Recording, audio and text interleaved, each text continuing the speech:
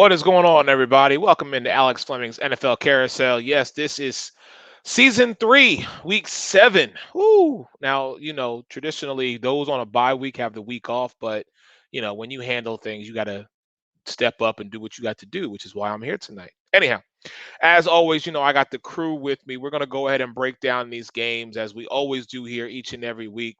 We are, of course, going to start in the AFC West, where in fact, this division, ladies and gentlemen, a division that we thought was going to be just fighting and fighting and fighting each and every week and dominating.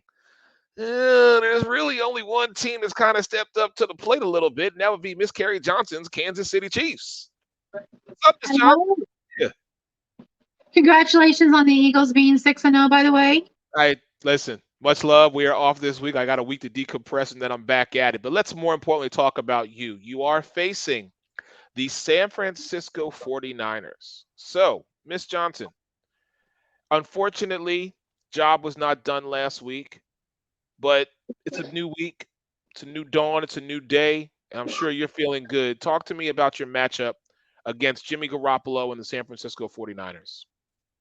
While I see that Garoppolo is starting to feel more confident in the offense, and we know about their defense, I still think that that they're not going to be as big of an issue as what we faced this last weekend. While they are contenders, I don't think that the matchup is going to be as tasking. We have a healthy our defense is coming back healthier. We get Willie Gay back because the vacuum is no longer broke, I guess. So we have that going for us. Last week, while it was a disappointment not to get the W, we still had more. Mahomes still had a fantastic game.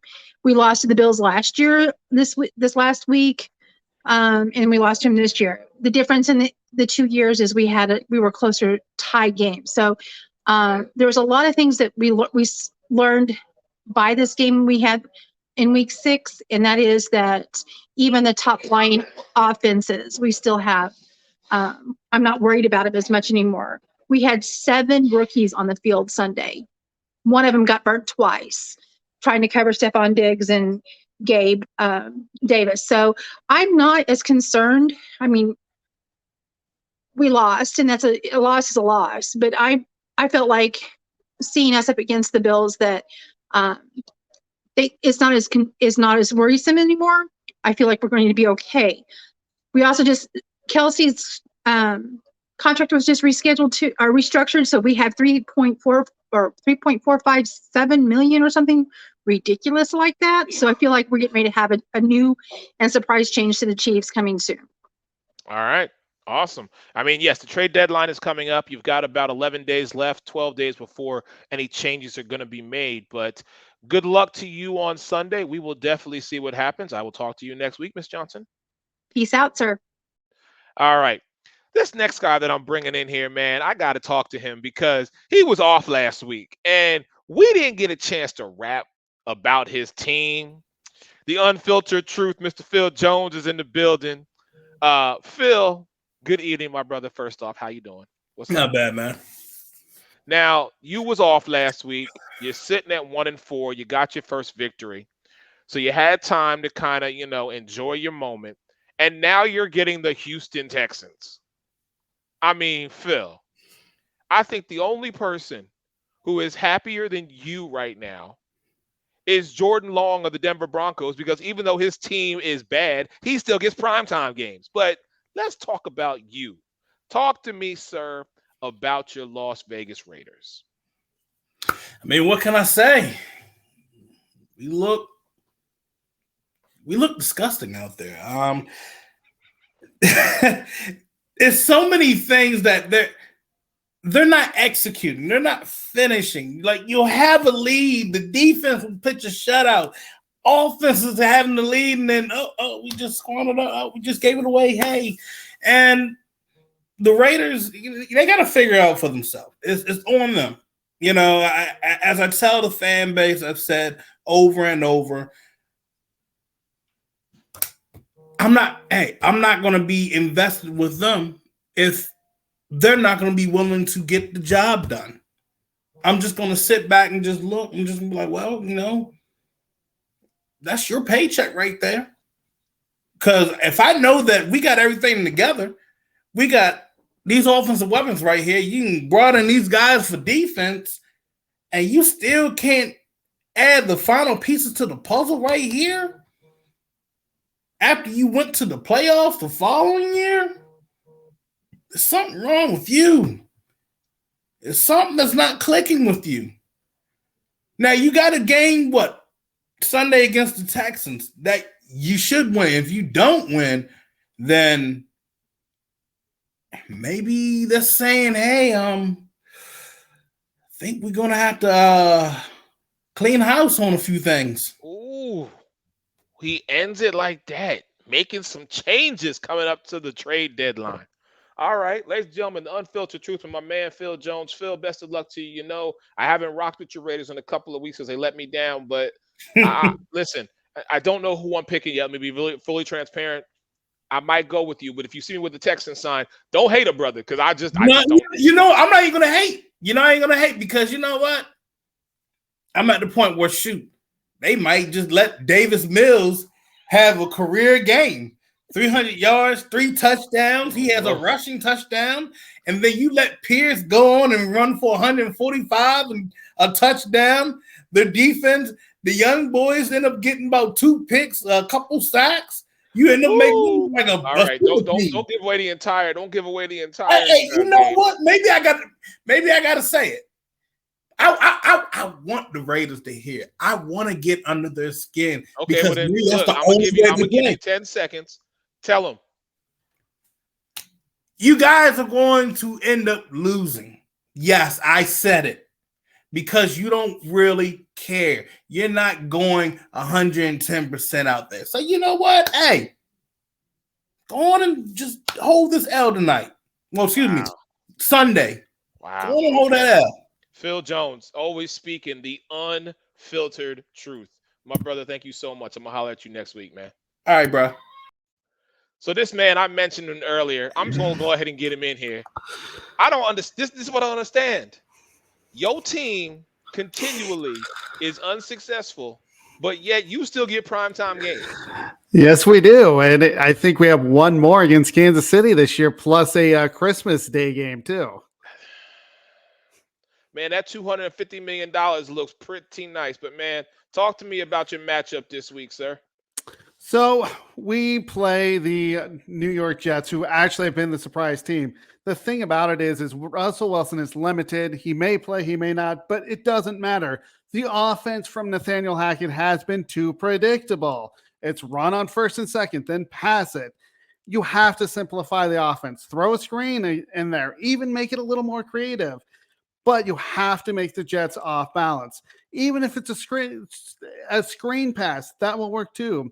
For the offense, though, whether it's Brett Rippon or Russell Wilson, protect the quarterback. We saw too many times last week where there was a free rusher on Russell Wilson. What do? You keep a running back and an extra tight end. Now, for our defense, though, we don't need to change a thing. I think we're playing great on defense. We have the 3rd best defense in the league, giving up 290.3 yards per game. The Jets, they run the football. What do? We stop the run. They run it effectively at 110.7 yards per game. That opens up their passing game. Now, what do we have to do? Well, you have to make Zach Wilson and that New York Jets team a passing team. Plus, we have to put pressure on Zach Wilson. We need turnovers. We haven't had that very much on our defense. The thing is, though, is if you get to Zach Wilson and sack him, that's the difference in not only field position, but turnovers as well. We have to cause turnovers. Now, if we do that, we get the football back to Russell Wilson. The one area we really need to clean up, and we had 150 yards of penalties last week. That can't happen. We cannot give the New York Jets free yards. Just clean that up. And plus, Nathaniel Hackett, please simplify the offense. Look at my man right there. Jordan Long. Love what you do in Under Review with my man Jordan Long. Check out each and every time this brother puts out an article or does a vlog. It is some beautiful work. My brother, I'll see you next week. Thank you so much, sir. Thank you, Eric. All right, so let's transition over to the NFC West. And I'm going to start with the Thursday night matchup, which is my man, Mike Caratanudo, talking about his Arizona Cardinals. So, Mike, man, I know you're pressed for time, but I'm going to let you go ahead. Do your thing. Talk to me about this matchup tonight. Well, Eric, first I want to say I don't know what's wrong with Phil, man. I mean, I know his team's tough, but man, he's going to sell the whole team. Cardinals aren't selling the whole team. I will say this, man. This is interesting tonight. Both of these teams are in the top 5 in fourth quarter scoring this into the season thus far. Last week against Seattle wasn't too great, but hopefully we have more than 12 points from either of these teams tonight. But for the Cardinals, man, I'm going to give you a number, 23. 23 is a cool number. It's Michael Jordan's number. But the Cardinals are 23rd defensively in interceptions, yards allowed, and sacks in the league. So everything they're at they're at 23. But the man's coming back. DeAndre Hopkins is on the field. Yes, Eric and I are the co-presidents of the fan club of the DeAndre Hopkins fan club. He is back on the field after suspension, not a limited load. The Saints secondary is going to get torched by the best receiver in the game. And it's the patterns. Robbie Anderson's going to play about 10 to 15% tonight. All the beat reporters talking about that today. Cliff Kingsbury said, but look, you got speed going down the field. You lost Marquise Brown, you lost Hollywood Brown, but Robbie Anderson comes in unhappy in Carolina. Can't blame him. And I look for the Cardinals to win this game, Eric. I mean, look, I think Kyler Murray's going to be happy. I think Hopkins is going to come back. I say he has not one, but 2 touchdowns tonight. I wanted to go with 3, but I'm going to go with 2 touchdowns for Hopkins. Zach Ertz gets the other 2, Eric, because I know he's your other best friend. And plus, like I told you, I need him in fantasy. But the Cardinals win this game, man. All I'm asking, Mike, Yes. is give us a good Thursday night game. That's all I need from y'all. That's it. Well, let me say this to you real quick. The defense the last 2 weeks from the Cardinals, the defense hasn't been the issue. Right. Like Cliff Kingsbury's getting crushed, and we talked about it a little bit on our show, but Cliff Kingsbury's getting crushed, and rightfully so, about his offense. I don't think he's over his head like they're saying, but the Cardinals defense can ball out, and Kyler Murray's moving the ball. So Hopkins comes back, 2 touchdowns for me and you from Hopkins. He's going to give us the ball. He told me he's going to sign him and send him to us, Eric. Hey, I'm down like 4 flat tires. Mike, I'm going to holler at you, my brother. Thank you so much. Thanks, buddy. All right, let me go ahead and get my man, Seattle Seahawks own. Trey is in the building. Good evening, sir.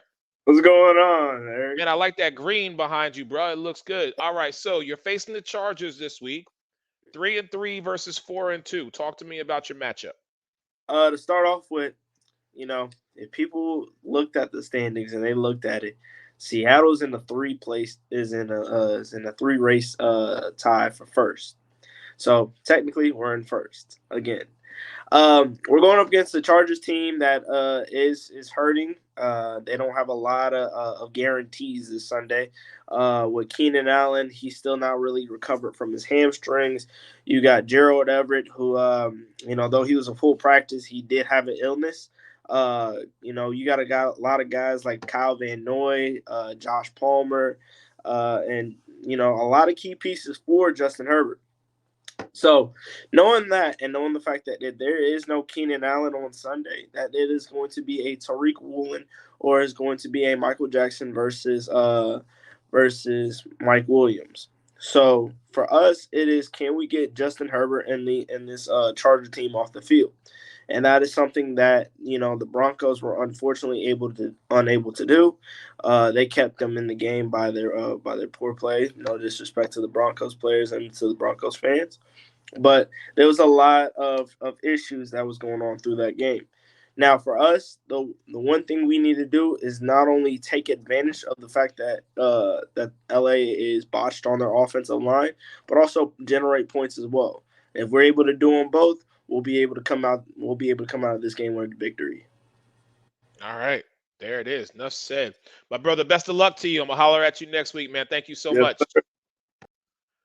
All right, ladies and gentlemen, let's transition over to the AFC East, where in a surprise, well, not really, Tua is back, ladies and gentlemen.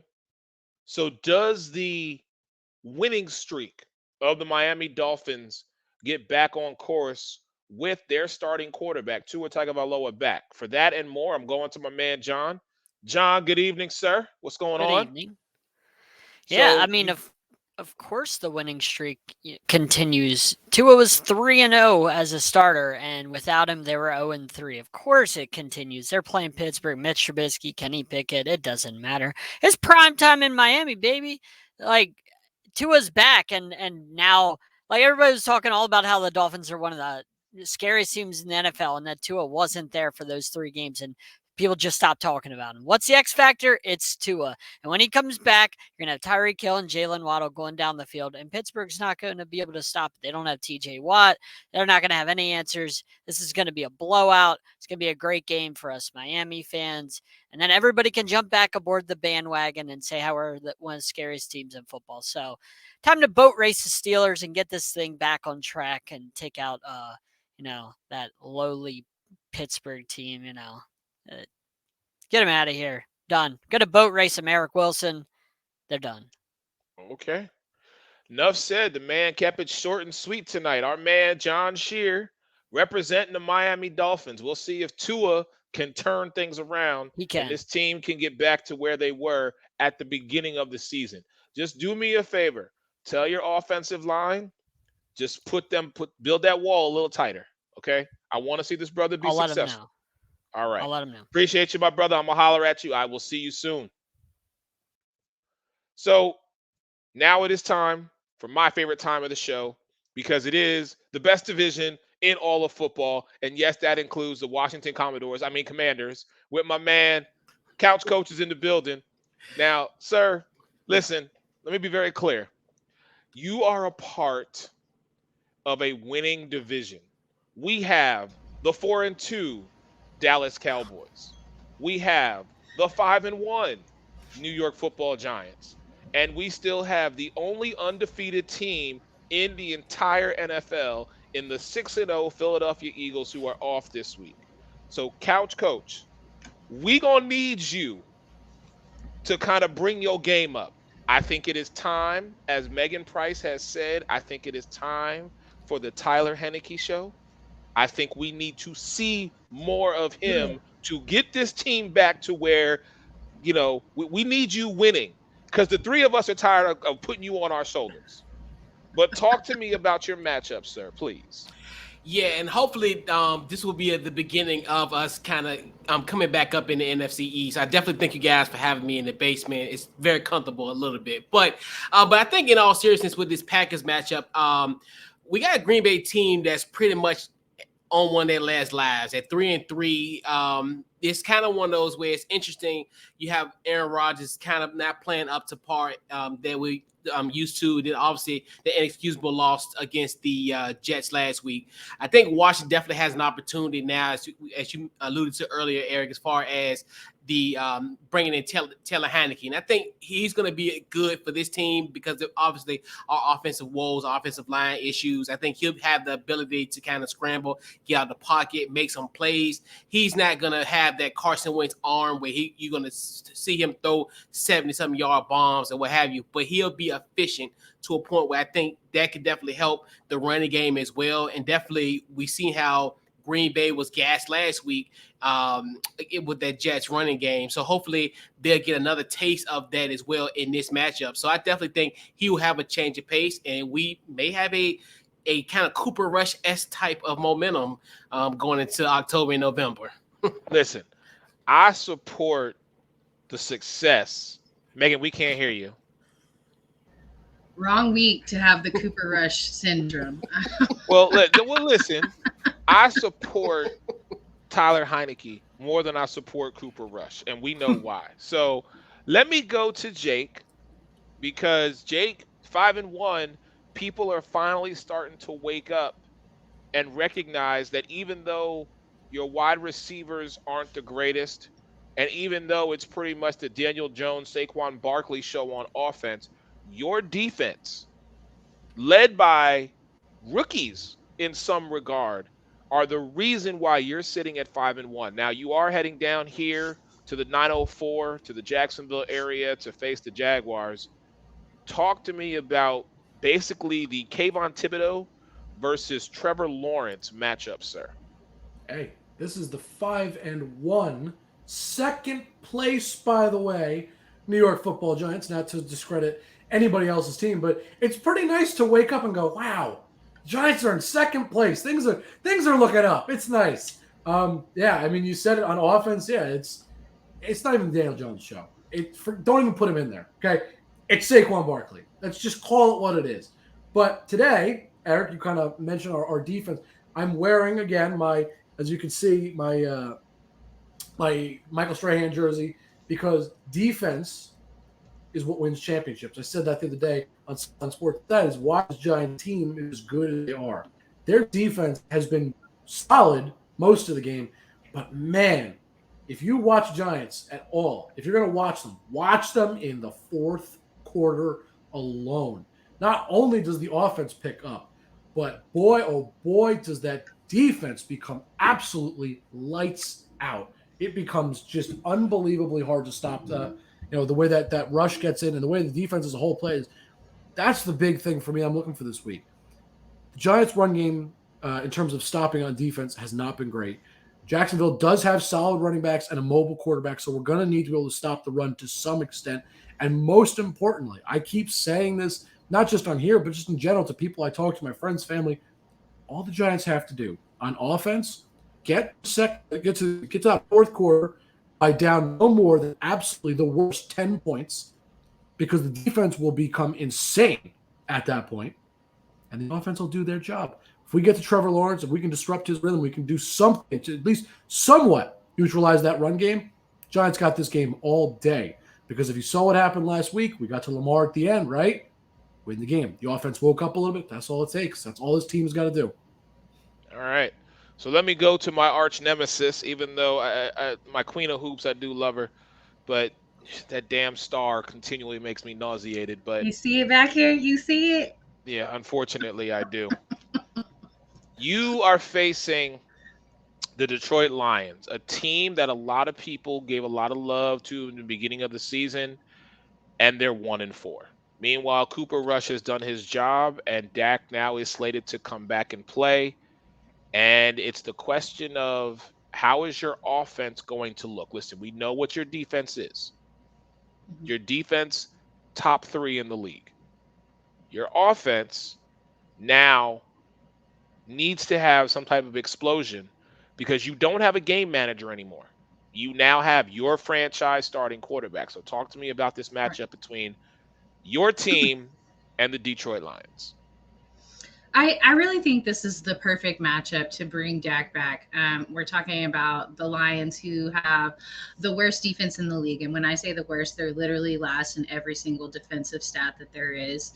And then they've also allowed almost 5 touchdowns per game. So if there was a game to bring your quarterback back from injury and just kind of get him in the groove, it would be this game. And then the following week we have Chicago as well. So I think we have back-to-back bounce back games for Dak right there. And while I agree totally with some of the haters out there, like Dak definitely needs to come in with some momentum. He needs to have a good couple of games and get that momentum moving again, because after Chicago, we have Green Bay, and that's going to be a serious matchup. No matter whatever their woes are, that's still a serious matchup for Dallas. They're always putting us out of the playoffs. And we just have to take this moment where they're not doing well, and we have to smash the gas. And that's got to start with Detroit. Now, last week, Detroit had to play New England, and they got shut out by New England. So 2 weeks ago. while they had my bad, right? They had the bye week. So 2 weeks ago, and before that, in the first 4 games, they had averaged 35 points, and they were the number 1 offense. And so I definitely don't want to take anything away from what they've done on their offense, but I seriously doubt that the Cowboys defense has a game like they had on Sunday. And while it was not the result that we wanted, our defense still held Philly to 263 yards, whereas they had been doing 400 plus yards. So you have to look at it and kind of take some small victories from that. But we had some untimely penalties. We had some missed tackles. We had some burnt coverage. And so we're definitely going to have to step it up. And if ever there was a team to do it against, I feel like it's Detroit. I don't think that we just completely run all the way over on them, but I think we win by at least 10 to 11 points. And I got us winning 31-20. Okay. All right. Ladies and gentlemen, you see this right here? This is the winner circle, and we throw in Couch Coach the bone in here because he's a part of our division. But we still love you, brother. We need more of Tyler Heineke. We gonna be supportive of him I like it. unless he's playing us. Like we want you in the winner circle with us. But This to my is no longer point, the NFC least; it's the NFC beast. People know yes, that. get it right. Love people. it. Yes. So to my queen of hoops, Miss Megan Price and her Dallas Cowboys, to my man Jake Malik and his New York Football Giants, to Couch Coach, the Washington Commanders loyal fan that he is, and yes, I'm the only man who can raise my hand and stay still, the undefeated Philadelphia Eagles. I love y'all. Much love. I'm gonna holler at y'all. Everybody be safe, stay blessed. See ya. Appreciate So let's move on to the NFC South, and I got to get this man in here because if I was to tell you at Week 7 that the Atlanta Falcons would be tied with the Tampa Bay Buccaneers for first place in the NFC South, you'd have looked at me like I had 7 heads and said, Eric, are you on the sip off and are you drunk? But that's not the case.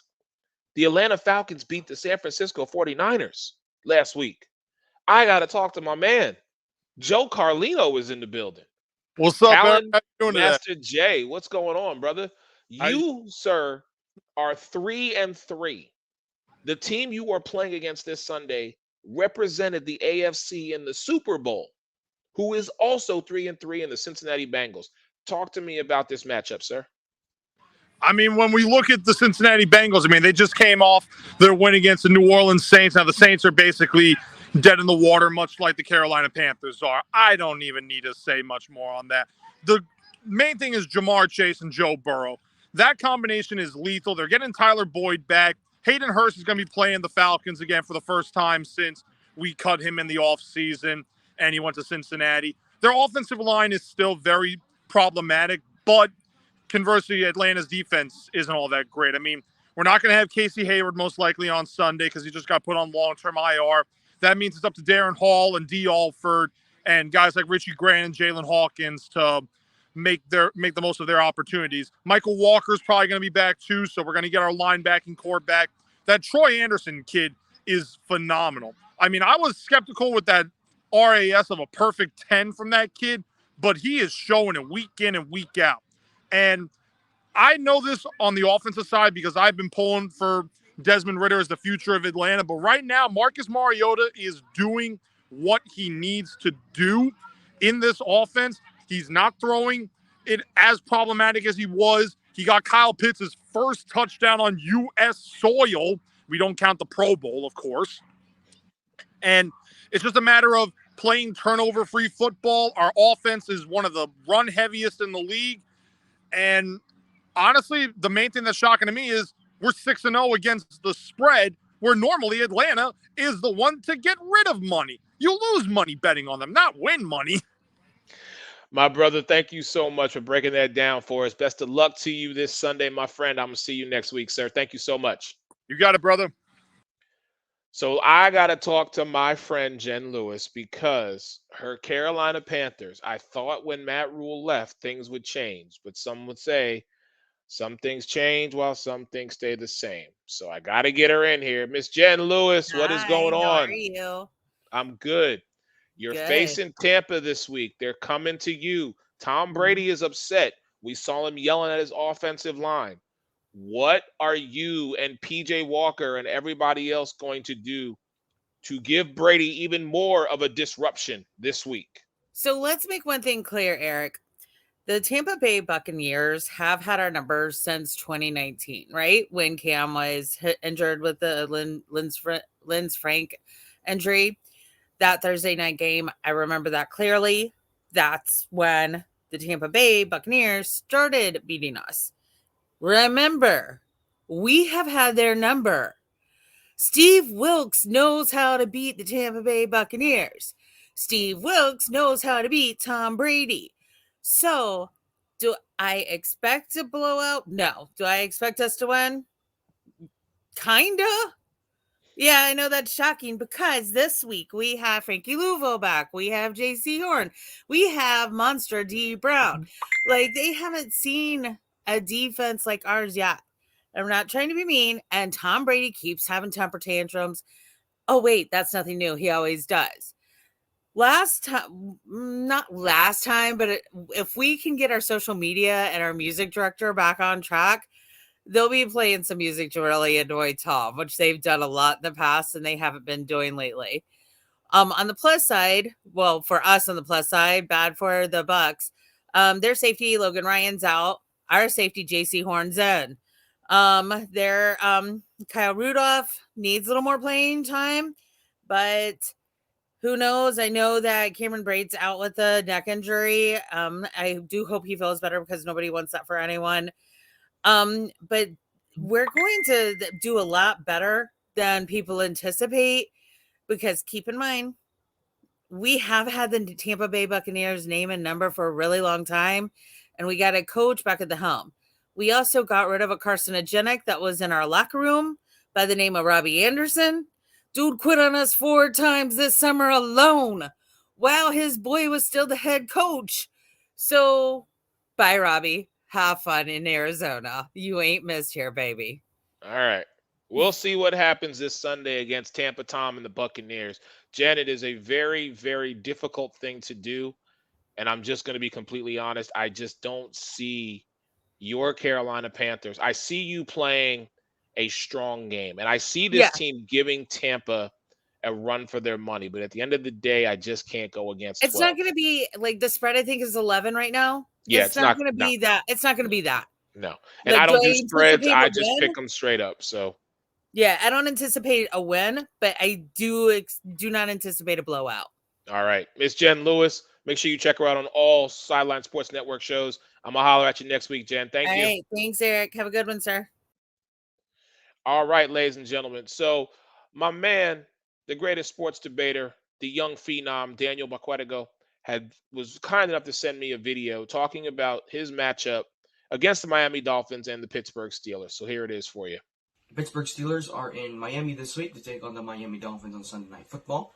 And even though Kenny Pickett got banged up there in the third quarter last week against the Bucks, it looks like he'll be ready to go on Sunday. The doctors might be leaning on clearing him with full participant on Wednesday, full participant on Thursday.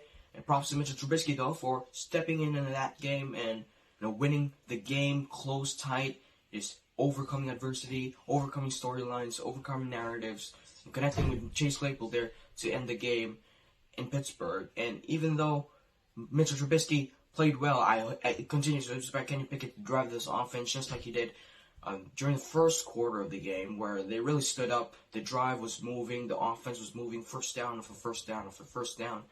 And with that, the defense, who was great last week against the Tampa Bay Buccaneers, is only going to get healthier. Minkah Fitzpatrick will be back in Miami for the first time since he was a Dolphin, as well as Brian Flores. So it'll be great to see how they'll write this game up, how they'll script up their defense, because the defense was really good last week against Tampa Bay. They got pressure. The coverage was awesome. The secondary, the linebackers were great. Miles Jack has continued to prove he's one of the better linebackers in this league. Devin Bush, who's been overcoming some slack the past two seasons, looks like he's getting better as well. He's getting better reads, and he's getting better tackles as well on the defensive side. And with that, I expect the Steelers' offense and defense to continue on pushing through. Even though Tua Tagovailoa is back this week, high praise for Tua Tagovailoa, one of my favorite quarterbacks in this league. But I think we could continue to gain pressure. We continue to protect the football with Kenny Pickett. We could win this game with the offense rolling down the field and the defense forcing stops on critical downs. That is our man, one of the greatest sports debaters out there, Daniel Baquetigo. All right, so let me transition over to the North Division, the AFC and the NFC. Monday Night Football. New England Patriots are hosting my man right here, his Chicago Bears, sitting at 2-4. So, talk to me, my brother. What is going on with your Chicago Bears? How do you think you're going to fare on prime time, Monday Night Football, ESPN, as you are heading to Gillette Stadium to face Bill Belichick and the Patriots? Yeah, the news that Mac Jones is coming back doesn't really change my opinion on how this is going to go one way or another. I've said it on my show a couple times, and I truly do think this. The Bears don't have the talent to win games right now, I don't think. They're having a hard time catching the ball, whether it's a bad pass by Justin Fields or just the receivers aren't catching it. Obviously we all saw that Thursday night football game. If Darnell Mooney catches it the first time, that's a touchdown. It's a Bears win, and that's what we're talking about here. They've got talent to compete, and maybe a little bit it's on the coaching too. I'm not 100% sold that it's all the players. We've got a very inexperienced coaching staff, new to some of their positions. Of course, with Eberflus being a first-time head coach and Getsy being a first-time OC here. There's a lot of progress in the right direction, though. So I'm very curious to see how this shapes out the rest of the season. As for this game on Monday night, the Bears have not been good in primetime games. That's kind of been the story for them for the past 3, 4, 5 years or so. Of course, their last one was against Tampa Bay on Thursday night a couple of years ago with Tom Brady forgetting what down it is. I don't know if we're going to get that lucky again going up against the Patriots this week. But you got to remember the Patriots are only 3-3. They're not having the best season either. Mac Jones has been okay, but Bailey Zappi was playing just as good as him when he came back in. I think the Bears, again, are going to be competitive and be in a position to win. The question is, are they going to be able to finally get it done? We'll just have to wait and see. This team could easily be 5-1, but instead they're sitting at 2-4. All right, my man. I appreciate you. Thank you so much. I'm going to holler at you next week. Best of luck to Justin Field and your Chicago Bears. Absolutely. Thank you, Eric. See you next week. No worries. So let me get my man in here as he's calling himself. It's spooky season. My man Dom is in the building. Dom, you're Detroit Lions. Now, Dom, listen. I know you and I don't always see eye to eye on a lot of things. Okay? We have our differences, but I am putting those aside this week, Dom. I am in your corner, Dom. Okay? And you know why. Oh, I know why. I just need your team to please remind them. What I need from y'all, okay, this is what I need. Seriously. What I need from y'all this week is I need you to go back to that week 1 mentality, okay? I need you to put a hurting on this team. I need you to put up 21 from jump on this team. I need you to let this Dallas Cowboy team know that the Detroit Lions are going to be respected. I need you to go into Jerry World. I need you to punch them in the mouth and walk all over them as you exit. Okay? That's what I need to happen this week. I am in your corner. I support you, but talk to me about the matchup between your Detroit Lions and the damn Cowboys. Okay, first of all, it was nice to have a week off because after that drubbing we took from New Orleans, I was so excited to not have to watch Lions football last week. I went down to Kings Island, Cincinnati, rolled a bunch of roller coasters, acted like a child. It was great. But now back to business. I fear no Dallas Cowboys. I fear no Dak Prescott. I fear no below average receiving core. I'm not that impressed by their defense either because look what happened last week when they finally played a real offense. Yeah, they didn't get blown out, but they got beat. Score was kind of close, but in my mind, they were beat pretty handily. And as good as Philly's offense is, ours is better. And they're angry, and they've had 2 weeks to prepare. And you're going to see some fireworks. I promise you that. Does Dallas have a good defense? Yes, they do. It's pretty good. We have the best offensive line group in the NFL, which means we can run it. We can throw it.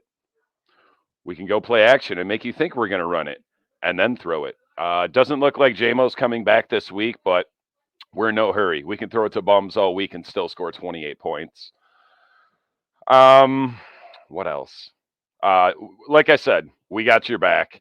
There's absolutely no way we're losing this game. When I saw this game on the schedule, I had it circled because everyone thought, oh, they can't go into Dallas and beat Dallas. Yes, we can. Do you know who this team is? Because Lions.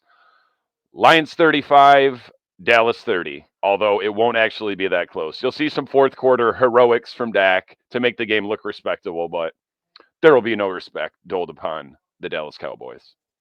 That's what I'm talking about. That's what I need to know, man. That's what I'm with you. I'm rocking with y'all. If I had some Lions blue gear, I'd be wearing it. I'm telling you, I'm with y'all this week. We ride until the wheels fall off. My brother, thank you so much. I'm going to holler at you. All right. Whew, had to get that out the way. Let me go over to the AFC North. This young man was on vacation. He came back. He's been chomping at the bit, waiting to talk about his team, but I need to know something about him. JJ, good evening, sir. First and foremost, how are you? I'm doing all right. How are you doing? I'm worried about you. Okay. The trade deadline is coming, but I am happy to know that you are taking and you are getting, shall we say, Deshaun Jackson in the lineup. I am happy for that to happen. Now you are facing an AFC North divisional opponent in the Cleveland Browns. So, sir, how will you handle Myles Garrett and that defense this week? Well, I'm looking forward to it. Ronnie Stanley is back, and Ronnie Stanley is increasing his snap count as the lead tackle for the Baltimore Ravens. Miles and Ronnie is going to be a great matchup. We need to run the football. If we run that football and we pound it down their throat because they do have a suspect run defense, that should neutralize Myles Garrett. I know a lot of people are concerned about the Ravens. I know a lot of people are saying that they need to add more wide receivers. I don't have any issue with where the team is offensively, except for in one area, and that is just trying too hard. And Marlon said it today after they had plenty of conversations amongst each other. They all agreed that they need to stop pressing and then just play their game. And that goes to the quarterback, Lamar. If we play our game, people like Myles Garrett will get neutralized. People like Nick Chubb will be somewhat taken care of. We just have to play our game. I don't really, not a big fan of the Deshaun Jackson move, but I've been in this game long enough to just sit back and just see what happens. I actually don't mind our guys, especially with Bateman practicing and coming back, because the offense is just missing that one piece, and that one piece is Rashad Bateman's big playability. But with Deshaun here, we'll see. And so I got the Ravens beating the Browns 28-10. Wow. Divisional game, 18-point debt. Wow. Okay. The Okay. Ravens defense has gotten better each week. They went from 32nd to 30th to 28th and 26th. They held Giants to 250 total yards under. Jacoby Brissett is a game managing quarterback. It's very likable playing at home with a statement to make that the Ravens can come out and win by decisively. Okay. Listen, if anybody knows Ravens, it's my man JJ. My brother, thank you so much. I'm going to holler at you, sir. Have a great evening. Thank you. Thank you. All right.